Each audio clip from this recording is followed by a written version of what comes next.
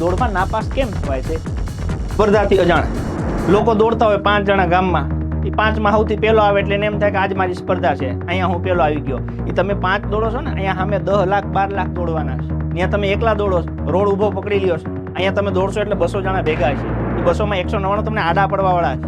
અહીંયા અત્યારે ગામડામાં નથી પડતા. ત્યાં તમે કહો કે મારે 22 થઈ ગયું, પછી ત્યાં દોડવા જાવ 26 થઈ જાય, થઈ જ જાય ને. તમે ક્યાં કોઈ સ્પર્ધામાં ઉતરા જ છો? દોડો કોઈક દિવસ 200ના ઝુંડમાં એટલે ખબર પડે કે સમય કેમ આવે છે, લોકો કેવા નડતા હોય છે, એમાં કેમનો રાઉન્ડ પૂરો થાય છે. તો જે કરવાનું છે એ પ્રેક્ટિકલ જ કરવાનું છે. એમાં ઉતરો તો તમને ખબર પડે કે કેટલા વિહે હો થાય છે. એટલે એ મગજમાં રાખવાનું.